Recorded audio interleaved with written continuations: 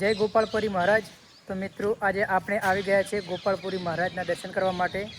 તો આજના વ્લોગની અંદર મુના ગામના ગોપાલપુરી દાદાના દર્શન કરાવીશું અને ત્યાંનું વાતાવરણ અને ત્યાંનું લોકેશન કેવું છે સરસ મજાનું એ તમને બતાવીશું।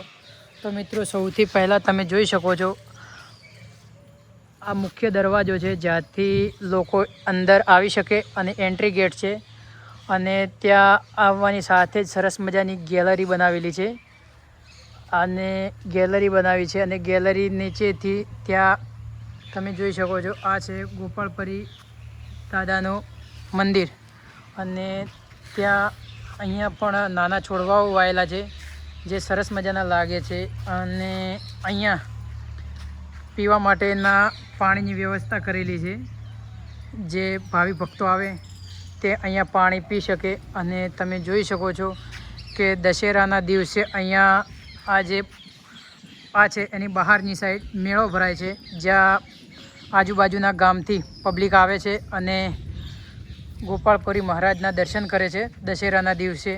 તો તમે જોઈ શકો છો આ પીવા માટેની પાણી છે અને આ પંછી ઘર પણ બનાવેલા છે અને આ છે જ્યાં પ્રસાદનું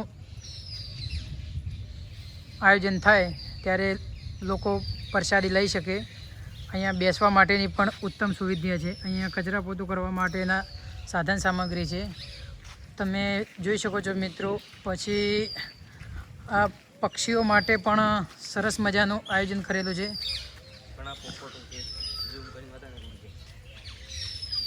અહીંયા તમને સરસ મજાનું અહીંયાથી તમને બધું બતાવીશ।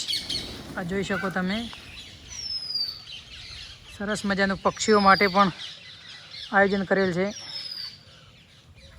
પછી આ છે ગોપાલપુરી મહારાજનું મંદિર તમને બતાવી દઈએ કે ગોપાલપુરી મહારાજનું મંદિર કેવું છે। તો મિત્રો અંદરની સાઈડ ત્યાંથી આવી રીતના કંઈક નજારો છે। અહીંયા બાજુમાં બેસવું હોય તે બધું સારું છે સરસ મજાનું। પછી પાછળની સાઈડમાં બગીચો છે તમને બગીચો પણ બતાવી દઈએ। તો મિત્રો તમને બગીચો બતાવી દઈએ સરસ મજાનું છે। પછી ગોપાલપુરી મહારાજના દર્શન માટે આવો અને શ્રીફળ ચડાવવા હોય તો અહીંયામાં તમે શ્રીફળ ચડાવી શકો છો। અને આ છે સરસ મજાનો બગીચો તમે જોઈ શકો છો। વરસાદની સિઝનમાં કેટલો સરસ મજાનો બગીચો બનાવેલો છે। અહીંયા ફોટોશૂટ કરવી હોય રીલ શૂટ કરવી હોય તો કરી શકો છો। બહારથી મંદિરનો કંઈક નજારો આવો છે। આ મારી સાથે છે વિજય, એ પણ વિડીયો શૂટ કરવા માટે આવ્યા છે મારી સાથે। તો બસ મળીએ। તો મિત્રો મળીએ એક નવા વ્લોગની અંદર। તો મિત્રો આ વ્લોગ પસંદ આવ્યો હોય તો વિડીયોને લાઇક કરી દેજો અને ચેનલને સબસ્ક્રાઈબ કરજો। જય ગોપાલપુરી મહારાજ।